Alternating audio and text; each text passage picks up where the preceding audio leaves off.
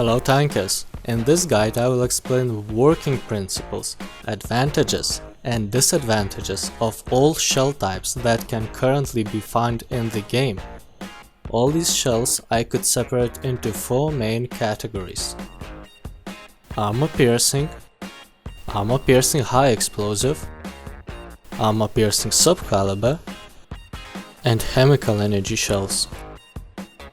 See the timestamps in the description.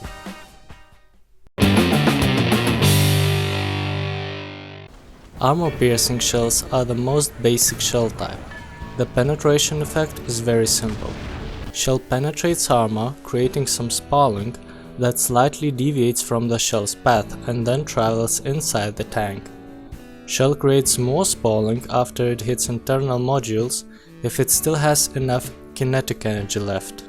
There are four different types of AP shells in the game. Armor piercing, a solid round. Armor piercing capped, solid round with additional softer metal cap that increases penetration on sloped armor but decreases aerodynamics. Armor piercing ballistic capped, makes projectile more aerodynamic, decreasing loss of kinetic energy over distance. And the best of them all, armor piercing capped, ballistic capped, combining both penetration on sloped armor and aerodynamic improvements. Quantity of spalling depends on shell size and thickness of armor penetrated. Low tier tank shells weighing up to 1 kg create minimum spalling and hardly can kill a crew member, so direct hit with a projectile is required. While higher tier tanks shooting projectiles of 20 or more kilograms create a huge cloud of additional metal pieces that can reliably knock out the crew member that is not located directly on shell's path. You will encounter these projectiles from tier 1 to tier 6, but most likely will be using different, more effective type of ammo as soon as you unlock such option.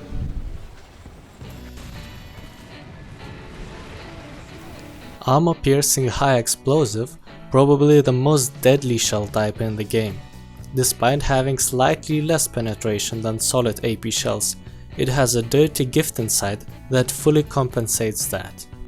Upon penetrating armor, which creates spalling, a delayed fuse activates that destroys projectile inside enemy's tank, sending a sphere of projectiles fragments in all directions.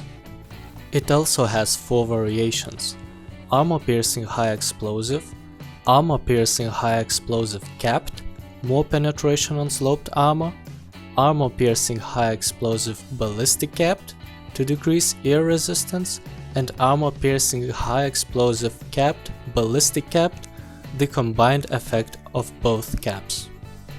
It's important to notice three things about this type of ammunition. For activating delayed fuse, shell is required to pass a minimum thickness of armor shown in shell's information tab as fuse sensitivity. If projectile pierces less ammo, for example when shooting trucks, it will not explode and will only create some spalling. Another important information is fuse delay. It shows you where, after penetrating minimum armor thickness, shot will explode. Some of the projectiles detonate early and some can travel over a meter inside the middle of a crew compartment to create maximum damage in all directions. Last thing is explosive mass. As different explosive types are used in different shells, we can get general idea by comparing TNT equivalent. Obviously, more explosive better for you and worse for enemy. Anything more than 100 grams will most likely lead to one shot. For the sake of completeness, I'd like to mention shrapnel shells, which act very much like APHE shells but have small penetration and should be replaced by APHE as soon as you can. Armor-piercing subcaliber shells use full advantage of huge load of explosives that can fit in big diameter gun and focuses all its energy on smaller diameter projectile. This type of ammunition has very high penetration, but because of smaller projectile mass, does not create much spalling, and must be shot at exact place where enemy crew member is. There are 3 types of subcaliber shells: armor-piercing composite rigid, armor-piercing discarding sabot, and armor-piercing discarding sabot fin stabilized. Let's take a closer look at each of them. Composite rigid, sometimes called high-velocity armor-piercing, consists of high-density core surrounded by a shell of lighter metal. Because projectile becomes lighter, higher velocities are achieved, leading to more penetration.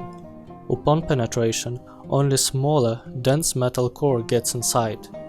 Has poor aerodynamics, so quickly loses speed over distance. Armor-piercing discarding sabot is a lot like APCR, just the light casing is discarded as soon as shell leaves the barrel and only dense core flies towards the target. This way, less air resistance is achieved, making it more effective over longer ranges. Armor-piercing discarding sabot fin stabilized is modern projectile widely used until these days. Compared to older discarding sabot, this type of projectile is stabilized by fins and is much longer compared to diameter. This lets the shell to concentrate even more kinetic energy on a small area when penetrating armor. These 3 projectiles has 2 characteristics in common. Muzzle velocity is higher, especially of most modern APDSFS shells, making it easier to aim at moving targets over longer distance, as you don't need to compensate that much for gravity and leading the target. And ricochets start happening at much bigger slopes. If full caliber shells start to have a chance of ricochet at about 47-48 degrees, subcaliber composite rigid shells will not do that until angle is bigger than 66 degrees, and discarding sabot projectiles do not ricochet until they hit armor at more than 75 degrees. Chemical energy shells, unlike all listed before, do not depend on kinetic energy when penetrating armor, so do not lose penetration over distance. Instead, they use explosives in a different ways. Because they all explode upon contact with fuse sensitivity less than a millimeter, you cannot shoot them through buildings or trees. There are 3 types of chemical energy shells: a high explosive squash head, and 2 high explosive anti-tank variants. Let's have a closer look at them. Common high explosive shell has very simple principle. Upon contact, explosives inside detonate, sending shells fragments in a sphere around the explosion. Very effective against targets with little to no armor. Large enough projectile can damage soft targets without direct hit by sending deadly fragments few meters away. This way it's possible to damage or even kill a vehicle hiding around the corner. It is also possible to use this type of ammunition against heavy armor if the shell's caliber is big enough. Even then, only the weakest armor plates of roof and bottom can be penetrated. Detonating near the roof can be achieved by shooting cupolas or machine guns, and penetration from the bottom by shooting directly below the enemy. High explosive squash head are designed to be more effective on thicker armor. Just like name suggests, upon contact, HES shell deforms, sticking to the outside armor, and after detonation, shockwave travels through the armor, knocking metal in another side and sending spall at high speed inside the tank.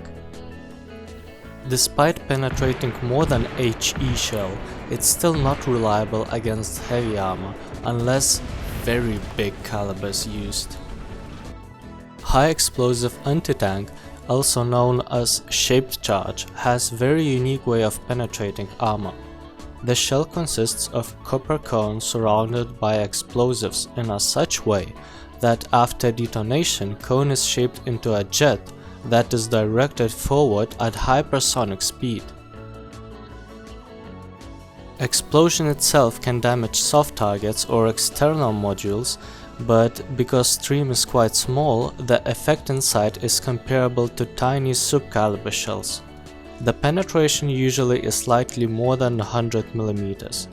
This little penetration is because shell is stabilized in flight by spinning.